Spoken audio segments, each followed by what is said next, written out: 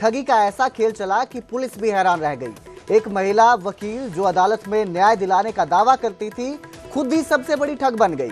POCSO act के फर्जी मामलों का डर दिखाकर करोड़ों वसूलने वाली इस महिला वकील और उसकी गैंग की कहानी किसी फिल्मी स्क्रिप्ट से कम नहीं।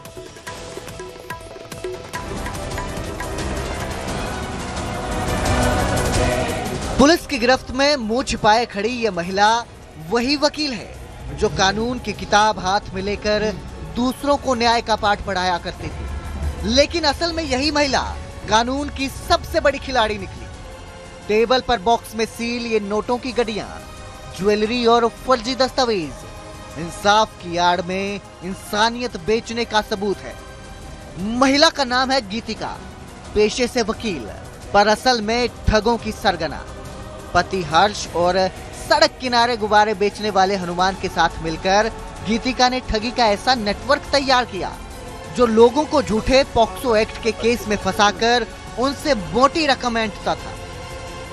फिर हमें पता चला कि यहाँ बहुत अदर इंटरकनेक्टेड डॉट्स भी हैं और जिस डॉट को हम जोड़ते गए उसमें दोनों में सिर्फ गीतिका और उसके पति हर्ष इन्हीं को ही कॉमन सेंटर में पाया। और पता चला कि 3 हम एफआईआर अब तक रिकवर कर चुके हैं, आइडेंटिफाई कर चुके हैं, जिसमें जो अभी we have strong incriminating believes and evidences which will be investigating during the process because you have created an SIT। पहले एक मैरिटल डिस्प्यूट्स में जहां मैट्रिमोनियल डिस्कॉर्ड होते हैं उसमें पति की वकील बनती है, उसके बाद पति से सारी इंफॉर्मेशन लेके उसके बाद उसकी पत्नी की वकील बनती है और फिर उसके बाद झूठे पॉक्सो और रेप केसेस की कार्रवाई पति के खिलाफ करवाई जाती है।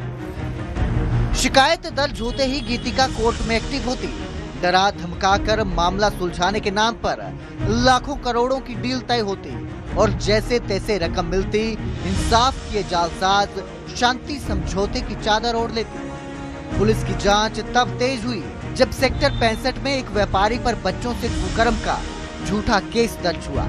पूछताछ में हनुमान के बयान ने सारा राज खोल दिया। प्लेन बिली एक नाबालिग बच्चे के साथ पॉक्सो एक्ट के केस से रिलेटेड कंप्लेंट पे तुरंत मुकदमा दर्ज किया गया। मुकदमा दर्ज करने के बाद जैसे ही हमने उसकी इन्वेस्टिगेशन शुरू की तो इन्वेस्टिगेशन के अंदर बहुत ही सरप्राइजिंग फैक्ट्स फाइल पर आए कि शिकायतकर्ता ने जानबूझकर अपनी पहचान छिपाने की कोशिश की। शिकायतकर्ता एक वंचित वर्ग से है और सड़क के किनारे फुटपाथ पे छोटे मोटे खिलौने और गुब्बारे बेचने का काम करता है। बहुत तीव्रता से पुलिस ने काम किया। हमने शिकायत पर दिए गए नाम और नंबर को जब इन्वेस्टिगेशन के पर्पज से आइडेंटिफाई करने की कोशिश की तो पता चला कि शिकायतकर्ता ने जिस व्यक्ति की पहचान यूज की है वो फर्रुखाबाद यूपी का है और उसने साफ तौर पर मना किया कि यह शिकायत उसने नहीं दी।